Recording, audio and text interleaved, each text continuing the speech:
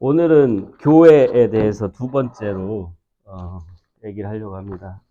저기도 보시고 그 아웃라인도 제가 준비한 거 보시고 저는 제 생각에는 지난 시간에 우리 그 이제 성경 구절들로 교회가 뭐냐 뭐 이런 좀 정의라고 할까요? 그러니까 성경적인 그런 정의, 규정 이런 것들을 이제 살펴봤는데 사실 그거 안다고 우리가 이렇게 그 교회를 제대로 이루어 나갈 수 있는 건 아니죠.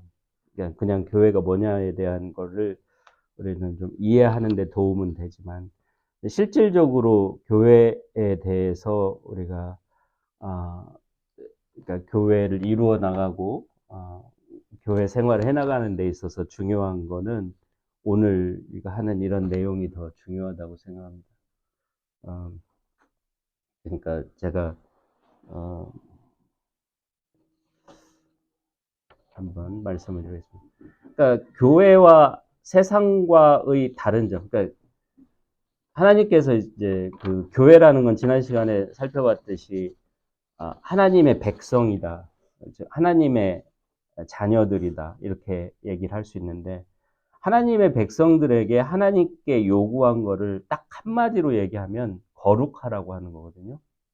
근데 거룩하다는 게 무슨 뜻이냐면 홀리라는 뜻이 홀리라는 영어로 홀리하라 거룩하라는 말인데 본래는 그게 무슨 뜻이냐면 다르다라는 뜻이에요. 그냥 단순히 다르다. 뭐와 다르냐면 어, 세상과 달라야 되는 거죠. 세상 사람들과 달라야 되는 거죠. 그래서 아, 크게 다른 뜻이 없습니다. 그러니까 특별한 뜻이 없어요. 그러니까 달라야 되는 거예요. 그러니까 근데 더 중요한 건 뭐냐면 어떻게 달라야 되느냐는 거예요. 어떻게 달라야 되느냐. 어떻게 하는 것이 다른 것이냐. 오늘 그것을 가지고 중심적으로 얘기를 할 겁니다. 요한복음 13장을 한번 보겠습니다. 요한복음 13장. 이 뭐가 달라야 우리가 다른 거냐. 요한복음 13장.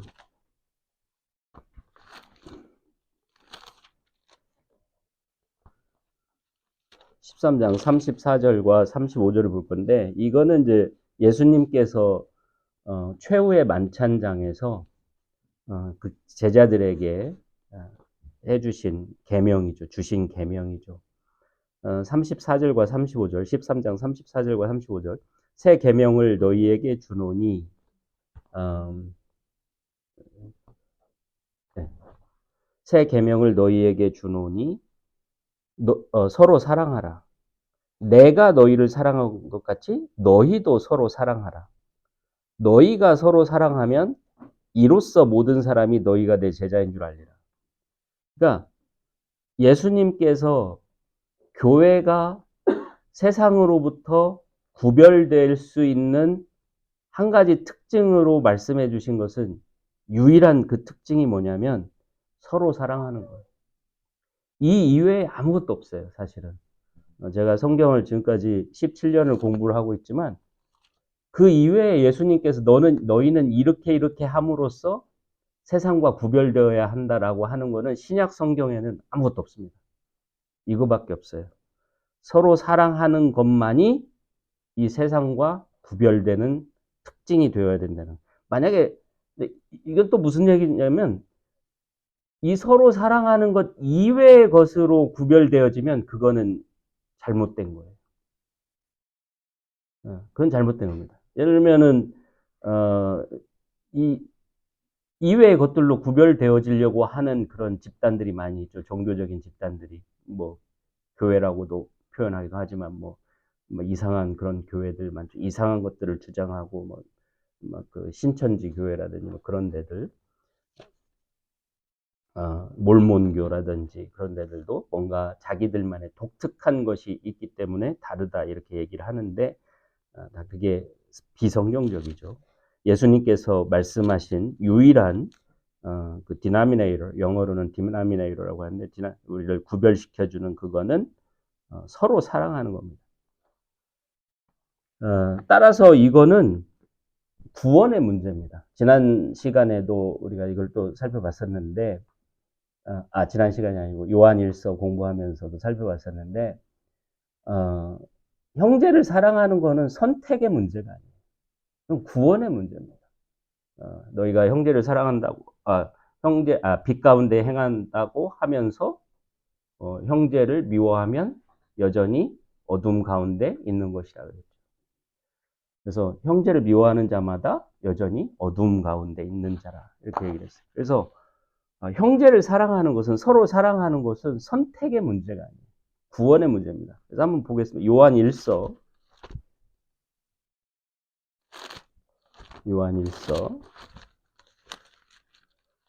388페이지, 388페이지 맞네요. 신약성경 388페이지. 2장 7절부터 보면, 사랑하는 자들아, 내가 새 계명을 너희에게 쓰는 것이 아니라 너희가 처음부터 가진 의 계명이니 이 계명은 너희의 들은 바 말씀이거니와 다시 내가 너희에게 새 계명을 쓰노니 저희에게와 너희에게도 참된 것이라. 이는 어둠이 지나가고 참 빛이 벌써 비춤이니라. 빛 가운데 있다 하며 그 형제를 미워하는 자는 지금까지 어두운 가운데 있는 자요, 그의 형제를 사랑하는 자는 빛 가운데 거하여 자기 속에 거리낌이 없으나 그의 형제를 미워하는 자는 어두운 가운데 있고 또 어두운 가운데 행하여 갈 곳을 알지 못하나니 이는 어두움이 그의 눈을 멀게 하였습니다. 그러니까 형제를 사랑하는 것이 빛 가운데 있는 것, 즉 빛 가운데 있는 것은 하나님과 함께하는 것이기 때문에 그 구원이라는 구원을 비유적으로 표현하는 것이죠. 그 다음에 고린도전서 13장은 이거 사랑에 대해서 조금 더 명확하게, 왜 사랑이라는 게 없으면 구원이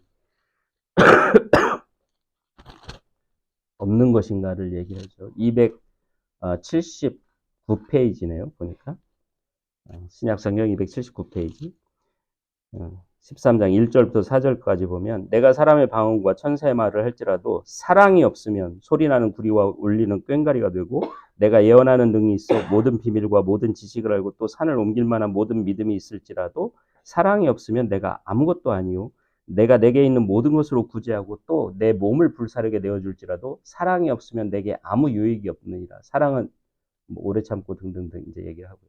그러니까 아무 유익이 없다는 것은 구원도 없다는 뜻이죠. 그래서 형제를 사랑하는 것이 구원의 문제입니다. 구원의 문제. 근데 이제 여기서, 그러니까 형제를 사랑하는 것이 구원의 문제인데 그게 또 교회의 유일한 그 세상과 다른 구별되는 특징이어야 한다는 거죠. 근데 문제점이 있어요, 여기서. 이게 가능한가요? 우리는 항상 이런 질문을 하죠. 이런 사랑이 가능한 거야? 사랑할 만한 사람들이 아니라고 생각되는 사람들이 많아, 교회에. 저 사람을 내가 어떻게 사랑해? 저 사람이 내 사랑을 받을 만한 자격이 있어? 가치가 있어? 사랑받을 만한 자격이 없는 사람, 정말 교회에 있긴 하지만, 형제라고 하긴 하지만, 정말 보면은 한심하고 너무, 어, 정말 그런 사람들이 있죠. 있을 수 있습니다. 그런 사람들도 있어요. 심지어 나를 괴롭히고 핍박하는 원수 같은 사람도 있어요. 그런 사람들을 내가 어떻게 사랑해? 어떻게 그 사람들을 서로 사랑하라는 거지? 그걸 그렇게 사랑하지 않으면 나는 구원받지 못한다는 건데 어떻게 그렇게 사랑하라는 거지? 이런 의문이 들죠. 그래서 그게 어려운 거니까. 그래서 다른 거라는 거죠. 그럼에도 불구하고 사랑하니까 교회라는 겁니다. 어렵죠. 세상에서도 그런 사람이 있으면 세상에서야 그냥 뒤돌아서서 떠나버리면 그만두고, 회사에 그런 사람이 있으면 회사를 그만두든지 회사를 옮기면 되고, 학교에 그런 사람이 있으면은 뭐 전학을 가든지 뭐 홈스쿨을 하든지 하면 되고. 근데 유일하게 교회는요, 정말 참된 주님의 교회는요, 떠날 수가 없어요. 왜? 이게 구원의 문제니까. 그걸 떠난다는 건 사실은 구원을 떠나는 거예요.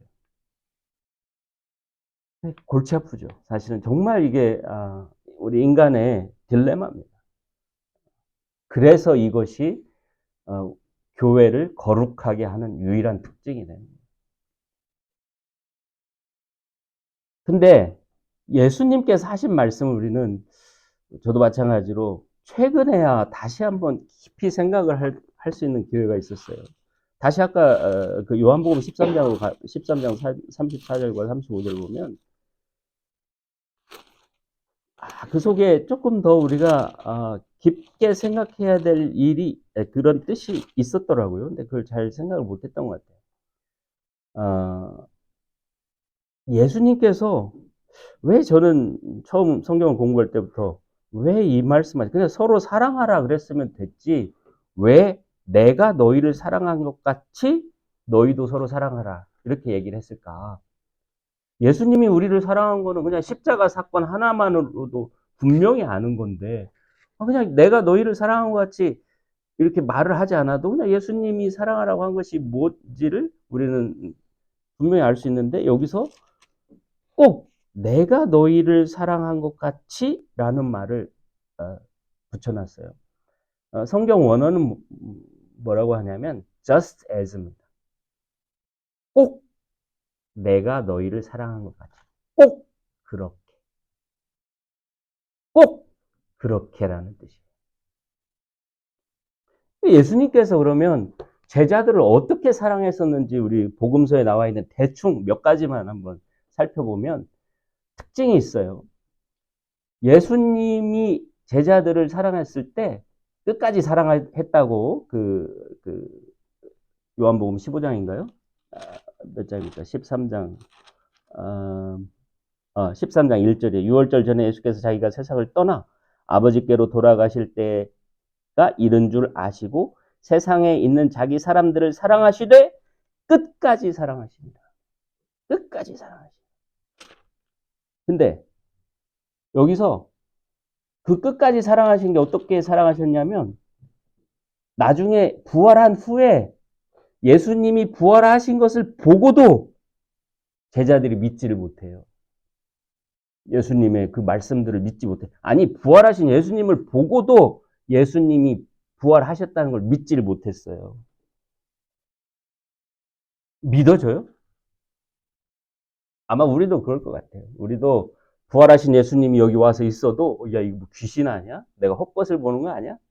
제자들이 그랬다고 이제 요한복음 20장 25절에 보면 이렇게 써있어요.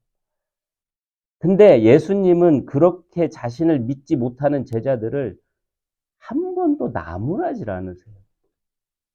꾸짖고 혼내질 않으세요. 이해를 해주는 거예요. 믿지 못하는 걸 보고. 그리고 어떻게 해요? 도마한테는 내 손에 못자국을 만져봐라. 내 옆구리에 창자국을 만져봐라. 얼마나 온유하고 겸손하시고. 그 다음에 엠마오로 가는 두 제자를 만났는데, 어이구, 뭐, 그냥 다 끝났네 하고 이제 쇼는 끝났네 하고 돌아가는 중이었는데 그 사람들한테 다시 처음부터 다 얘기해주고 비로소 이제 여관에 가서 주막에 가서 뭐라 합니까? 그 주의 만찬을 하는 듯이 하니까 그때서야 그들이 이게 예수님이시구나 하고 그걸 깨닫고 다시 돌아가죠.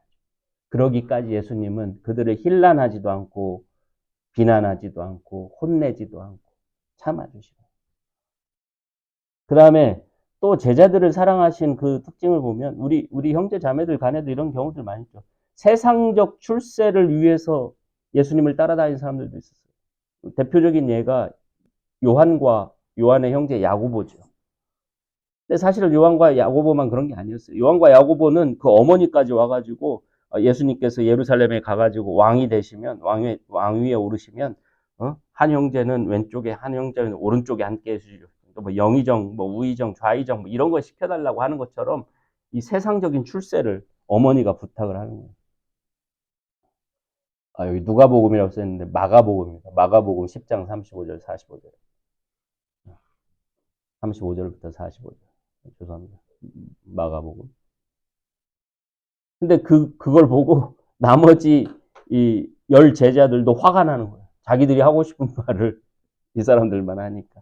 다들 세상적 출세를 꿈꾸고 있었죠. 그 다음에 마지막으로 또 한 가지 예는 예수님을 배반하는 제자들까지도 예수님은 품어주셨다는 거죠. 베드로는 잘 아시죠? 예수님을 부인할 때 저주하면서까지 부인을 했어요. 예수님은. 근데도 불구하고 요한복음에 보면 다시 이 베드로와 그 7 제자를 찾아와서 아침도 차려주고 하면서 고기도 잡게 해주고 하면서 다시 회복을 시켜주죠. 한 번도 그걸 꾸짖거나 그거를 비난하거나 비웃거나 하질 않았어요. 가룟 유다는 어떻습니까? 가룟 유다는 예수님을 팔아먹을 사람이라는 거를 처음부터 알았지만 차별하지 않았어요. 가룟 유다를 차별하지 않았어요. 예수님께서. 한 번도 가룟 유다를 버리려고 시도를 하지 않았어요. 끝까지 최후의 만찬장에서 네가 하려고 하는 일 빨리 해라 라고 그렇게 얘기를 했죠. 그 말 듣자마자 나가서 은 30개를 받고 예수님을 팔아넘기죠. 예수님께서 이렇게 사랑하신 것 같이, 제자들을 사랑한 것 같이 우리도 사랑하라는 거예요. 그게 교회라는 거예요. 그렇게 서로 사랑하는 곳이 교회라는 거예요. 그래서 예수님께서 사랑하는 것이 사랑하는 것을 이제 이 제자들과 이 성경, 신약 성경을 쓴 사람들이 우리에게 가르쳐 주는 것들이 많이 있죠. 그 대표적인 것을 보면 첫째로 서로에게 겸손하라. 낮아져라. 낮은 데서 섬기라. 이런 거죠. 예를 들어서 에베소서 4장 1절부터 3절 한번 보세요. 에베소서 312페이지입니다. 312페이지. 4장 1절부터 3절까지. 그러므로 주 안에서 갇힌 내가 너희를 권하노니 너희가 부르심을 입은 부름에 합당하게 행하여. 우리 하나님의 그런 제자들로 자녀들로 부르심을 받았죠. 그 부름을 선택해서 우리가 왔으니까 그 합당하게 행해야 되는데 어떻게 하냐? 모든 겸손과 온유로 하고 오래 참음으로 사랑 가운데서 서로 용납하고 서로 받아주라는 뜻이죠. 평안에 매는 줄로 성령의 하나 되게 하신 것을 힘써 지키라. 한마디로 서로 내가 낮아져서 겸손해져서 다른 사람을 받아줘라. 용납하라. 받아줘라. 그다음에 빌립보서 2장이 아주 뭐 이런 점에 이런 가르쳐 주는 가장 또 좋은 텍스트인데 빌립보서 2장 에베소서 바로 다음이네요. 보니까 2장 319페이지 2장 1절부터 8절까지 보면 그러므로 그리스도 안에 무슨 권면이나 사랑에 무슨 위로나 성령의 무슨 교제나 긍휼이나 자비가 있거든 마음을 같이하여 같은 사랑을 가지고 뜻을 합하며 한 마음을 품어 아무 일에든지 다툼이나 허영으로 하지 말고 오직 겸손한 마음으로 각각 자기보다 남을 낮게 여기고 각각 자기 일을 돌아볼 뿐더러 또한 각각 다른 사람들의 일을 돌아보아 나의 기쁨을 충만케 하라. 너희 안에 이 마음을 품으라. 곧 그리스도 예수의 마음이니 그는 근본 하나님의 본체신 하나님과 동등됨을 취할 것으로 여기지 아니하시고 오히려 자기를 비워 종의 형체를 가져 사람들과 같이 되었고 사람의 모양으로 나타나셨음에 자기를 낮추시고 죽기까지 복종하셨으니 곧 십자가에 죽으십니다. 말로 낮아져서 낮은 곳에서 섬기라. 예수님같이. 나보다 다른 사람을 더 높게 여기고 낮게 여기고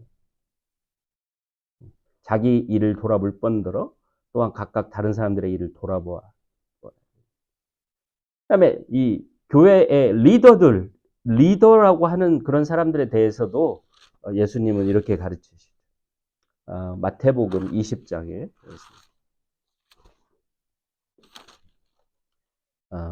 33페이지입니다. 33페이지. 아까 그 야고보와 요한의 어머니가 하는 그 부분인데 25절부터 보겠습니다. 여기는 예수께서 제자들을 불러 가라사대 이방인의 집권자들이 저희를 임의로 주관하고 그 대인들이 고관 대작들이 저희에게 권세를 부리는 줄을 너희가 알거니와 너희 중에는 그렇지 아니하니 너희 중에 누구든지 크고자 하는 자는 너희를 섬기는 자가 되고 너희 중에 누구든지 으뜸이 되고자 하는 자는 너희의 종이 되어야 하리라. 인자가 온 것은 섬김을 받으려 함이 아니요 도리어 섬기려 하고 자기 목숨을 많은 사람의 대속물로 주려 함이니라. 이것도 마찬가지로 섬기라는 거죠. 낮아져서 섬기라는 거죠. 리더들도. 장로들에 대해서도 마찬가지. 우리 교회 장로가 리더죠. 근데 장로들에 대해서도 베드로전서 5장에 보면 381페이지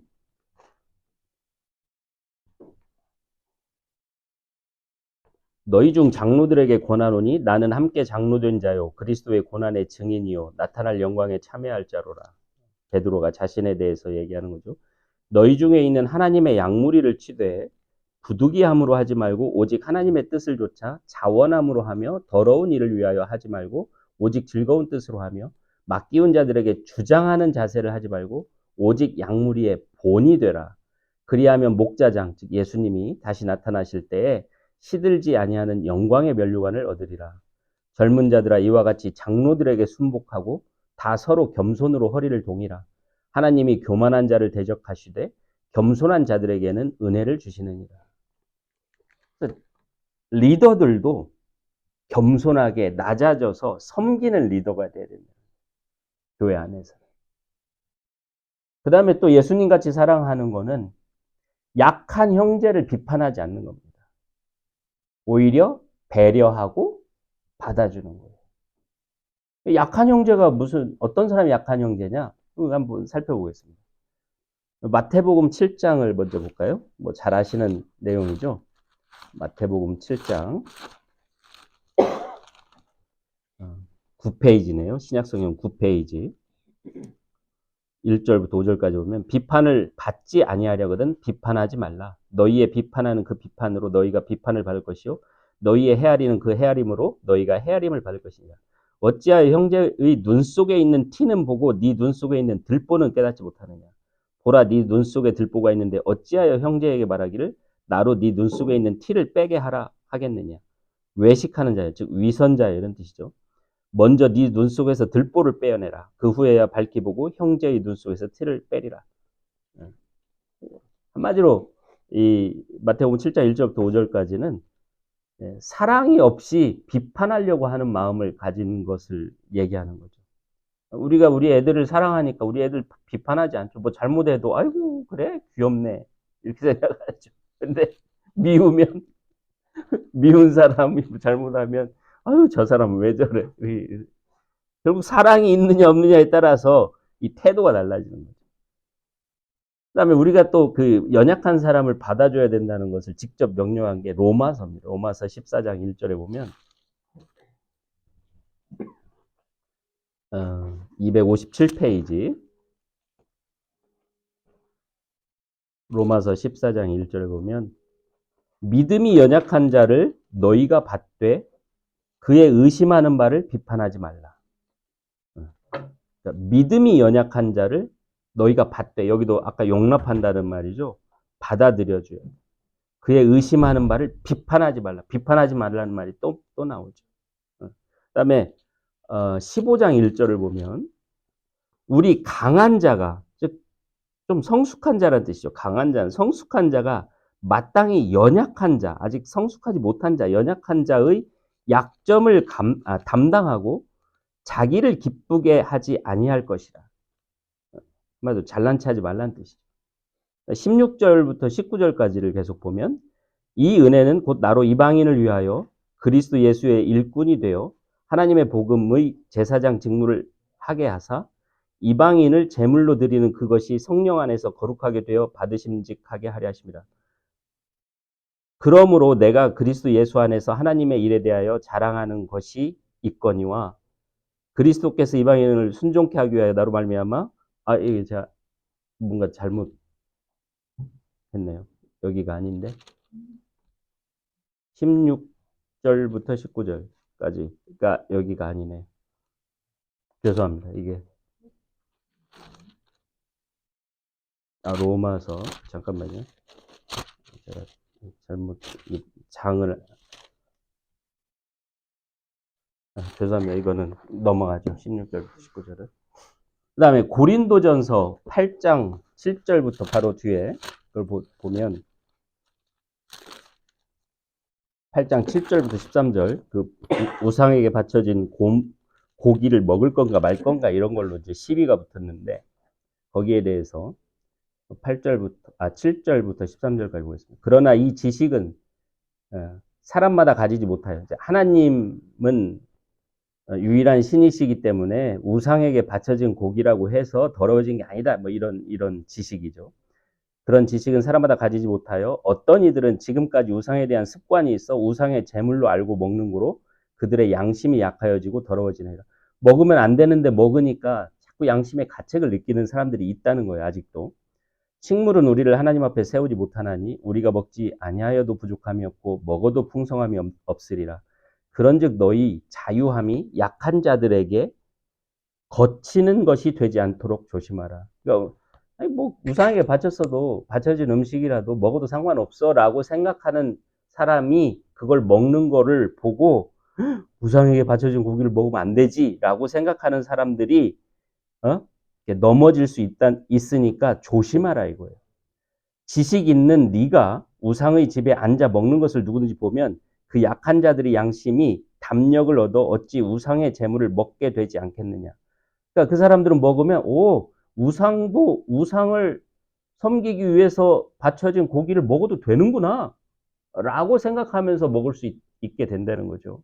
될 수 있다는 거죠.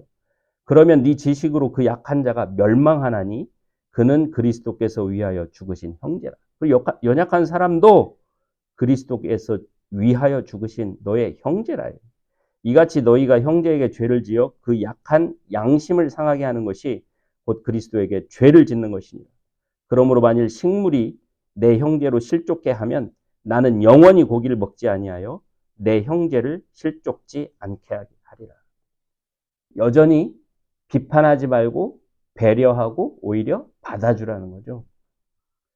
이거에 관한 이제 가장 일반적인 그 가르침은 갈라디아서 6장 1절부터 5절까지. 갈라디아서 6장 1절부터 5절까지 보면 형제들아 사람이 만일 무슨 범죄한 일이 드러나거든 여기서 사람은 우리 형제 중에 어떤 사람이 만일 무슨 범죄한 일이 드러나거든 신령한 너희는 영적으로 성숙한 너희는 온유한 심령으로 그러한 자를 바로잡고 네 자신을 돌아보아 너도 시험을 받을까 두려워하라. 너희가 짐을 서로 지라. 그러니까 그 사람이 죄를 지으면 내 형제가 죄를 지으니까 나도 마음이 아픈 거예요. 같이 짐을 지라. 그리하여 그렇게 서로 짐을 짐으로써 그리스도의 법을 성취하라. 그리스도의 법이 뭐예요? 서로 사랑하라는 거예요. 아까 그죠? 만일 누가 아무것도 되지 못하고 된 줄로 생각하면 스스로 속임이니라. 각각 자기의 일을 살피라. 그리하면 자랑할 것이 자기에만 있고 남에게는 있지 아니하리니 각각 자기의 짐을 질 것임이니라. 여기서 각각 자기의 짐은 뭐냐면 내 형제를 사랑하는 것도 내 짐이에요. 내 짐, 내 일만 하라는 뜻이 아니라 그런 거죠. 또 예수님과 같이 사랑하는 것 중에 하나가 뭐냐면 손해보지 않고 희생하지 않는 크리스찬의 사랑은 존재하지 않습니다. 너무 잘 아시죠? 왼쪽 뺨을 맞으면 오른쪽 뺨을 돌려대라. 마태복음 5장.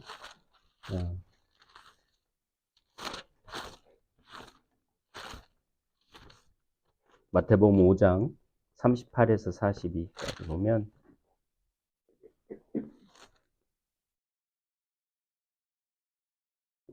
5장 38에서 42까지. 또 눈은 눈으로 이는 이로 갚으라 하였다는 것을 너희가 들었으나 나는 너희에게 이르노니 악한 자를 대적지 말라. 누구든지 내 오른편 뺨을 치거든 왼편도 돌려 대며 또 너희를 송사하여 속옷을 가지고자 하는 자에게 겉옷까지도 가지게 하며 또 누구든지 너로 억지로 오리를 가게 하거든 그 사람과 심리를 동행하고 너희에게 꾸는 자에게 주며 내게 꾸고자 하는 자에게 구하는 자에게 주며 내게 꾸고자 하는 자에게 거절하지 말라. 그다음에 이보다 더 이제 강력하게 말씀하시는 게 요한일서 3장 16절에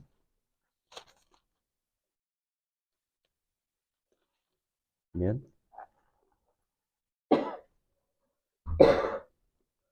요한일서 3장 16절 390페이지에 보면 그가 즉 예수님께서 우리를 위하여 목숨을 버리셨으니 우리가 이로써 사랑을 알고 우리도 형제들을 위하여 목숨을 버리는 것이 마땅하니라.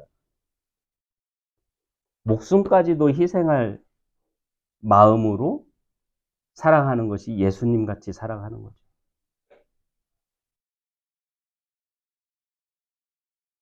또 예수님 같이 사랑하는 것 중에 빼놓고 생각할 수 없는 게 뭐냐면 가르치는 겁니다. 이렇게 위하고 섬기는 것만 하고 진리로서 가르치지 않으면 안 돼요. 예수님도 그러셨죠. 제자들을 다 그렇게 이해해주고 받아주고 하시면서 늘 진리로 가르치셨죠. 아까 보았던 갈라디아서 거기는 넘어가고 에베소서 4장부터 보겠습니다. 에베소서 4장 11절 12절 313페이지에 보면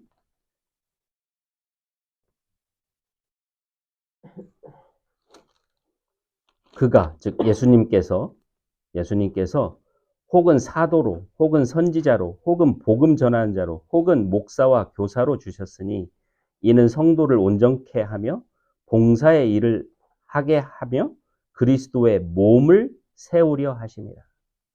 여기서 중요한 직분들이 뭐냐면 복음 전하는 자, 처음 복음을 전하는 사람, 그다음에 목사. 여기서 목사는 본래는 여기 장로를 의미하는 거죠. 장로와 교사, 가르치는 사람을 주셨어요. 빠지지 않는 그 역할들이 장로도 마찬가지로 잘 가르치는 장로들을 2배나 더 존경할 자로 여기라 이렇게 얘기했죠. 가르치는 거예요. 복음을 전하는 사람도 가르치는 거예요. 가르침이 빠져서는 안 돼요. 그다음에 디모데 후서 2장을 보겠습니다. 디모데 후서 전서 후서 2장 22절부터 6절까지 344페이지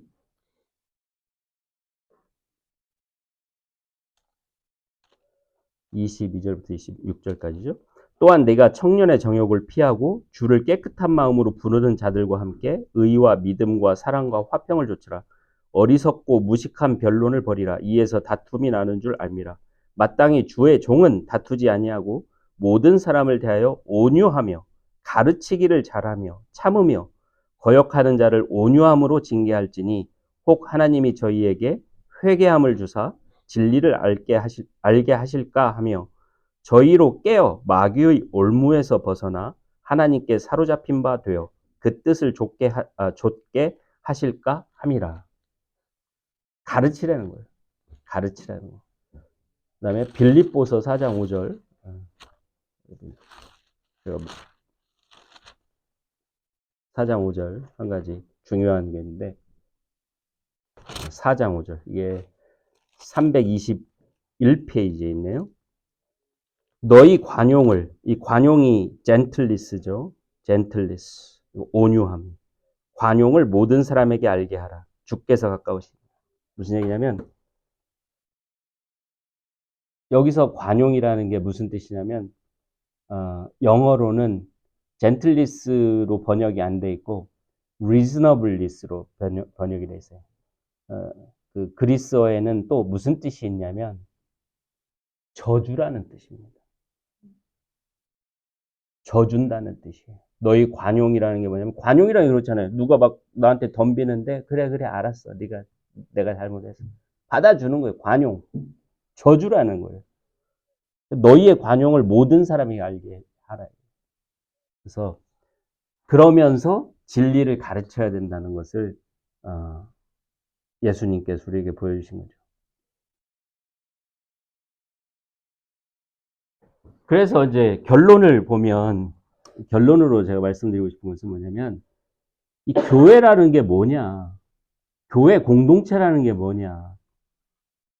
형제를 사랑하라는 건데, 형제를 사랑하는 공동체인데, 서로 사랑하는 공동체인데, 어떻게? 예수님께서 사랑하시듯이.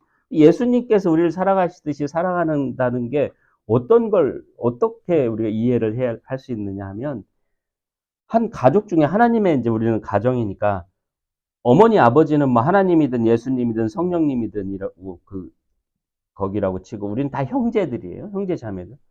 그러면 우리 중에는 형, 오빠, 누나, 언니, 동생들이 있을 뿐이에요. 뭐 다 우리가 전통적인 가정에서 우리 여기 계신 분들 다 세대가 전통적인 가정에서 자라났죠. 한국 가정에서. 형이 동생을 돌보고 누나가 동생들 업어주고 우리 누나들은 초등학교 때부터 밥을 해서 먹였어요. 저를.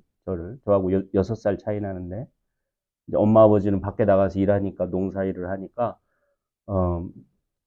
그럼 학교 갔다 오면 초등학교 6학년 때부터 밥을 해줬던 기억이 나요.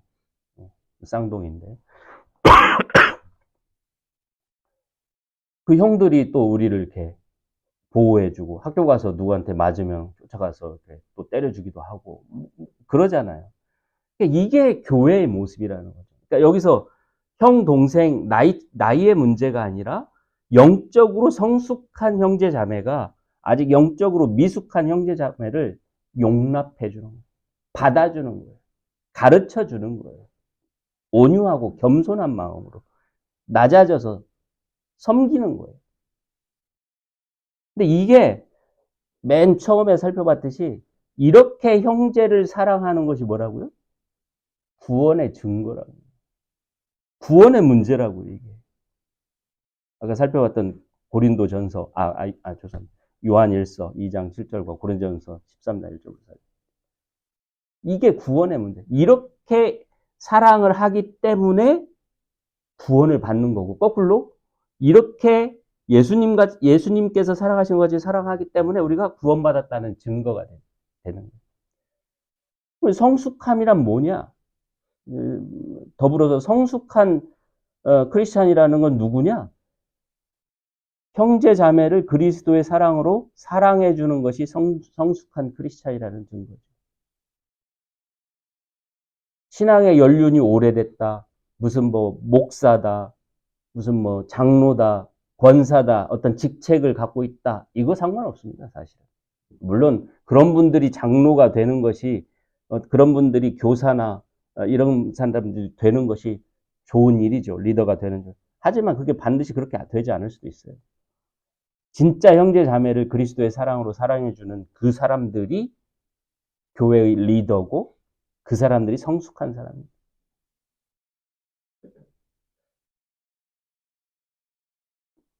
질문. 나는 지금 어디쯤에 있는가? 이 하나님의 교회 안에서 하나님의 집안에서 우리 형제 자매들 사이에 나는 어디쯤인가?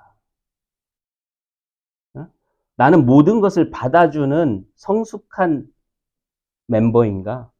나는 항상 받기만 하는, 원하기만 하는 어린 동생인가? 재미있게 제가 여기 그 화살표를 이렇게 하다 보니까 이 그림을 그리다 보니까 이게 집 모양이 됐어요. 그죠? 그래서 여기다가 이 십자가를 하니까 이게 교회를 상징하는. 그러니까 항상 받기만 하는 사람들이 모든 것을 받아주는 사람으로 이렇게 성장해 나가는 그 집이 교회인 거예요.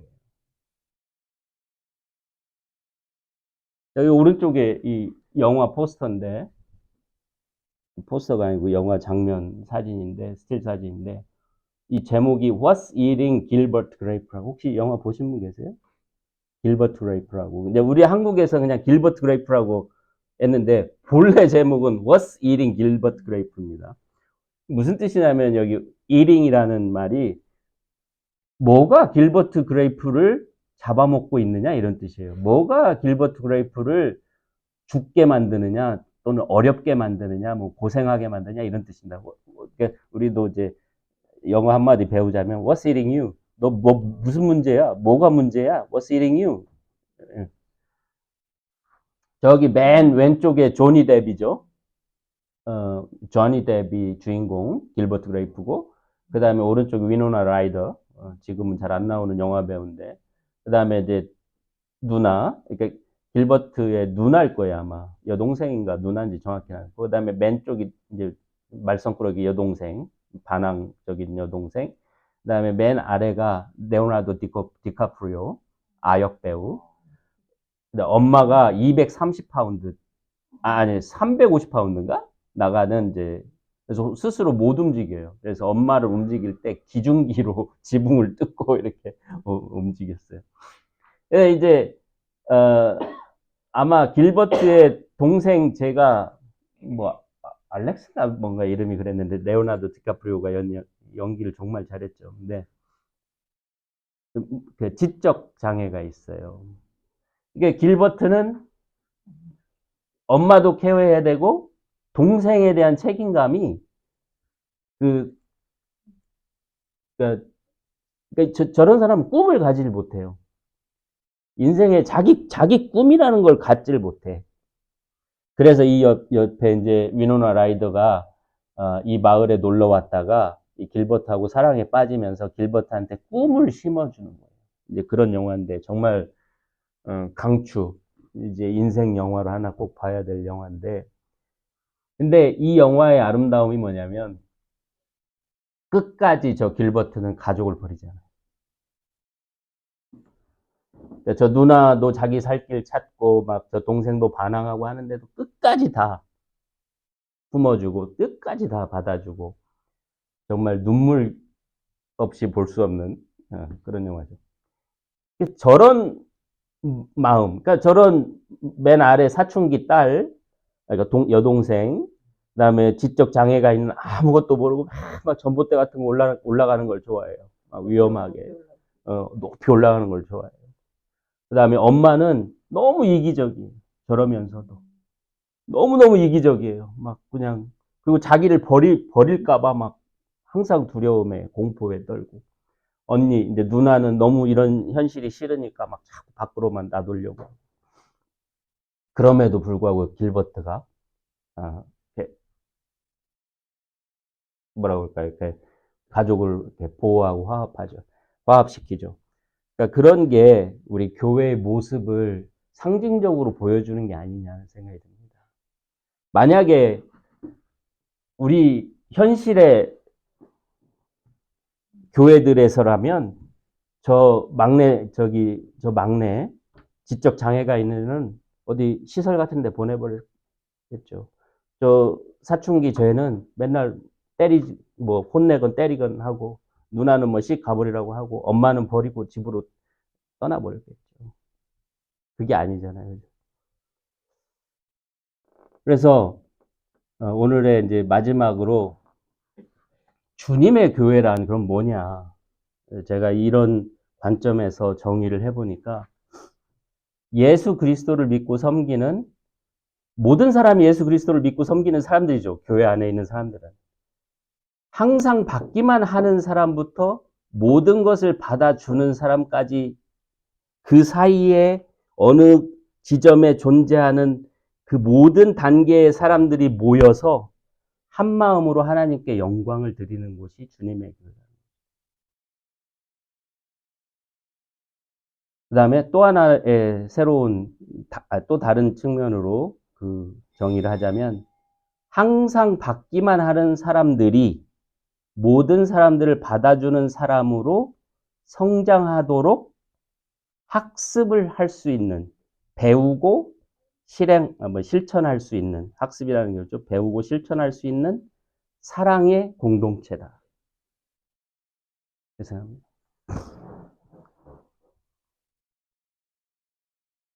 조만간 이제 우리 교회의 미션 스테이트먼트가 발표가 될 겁니다. 우리 교회 미션 스테이트먼트가 이런 것들을 잘 반영하고 있다고 생각을 해요. 저도 그걸 만드는 커미티의 한 사람인데, 이게 뷰포드 교회의 미션이고 비전입니다. 이런 저는 이런 교회라고 생각하고, 이런 교회를 비전으로 삼아서, 지금 계속 해나가고 있다고 생각합니다.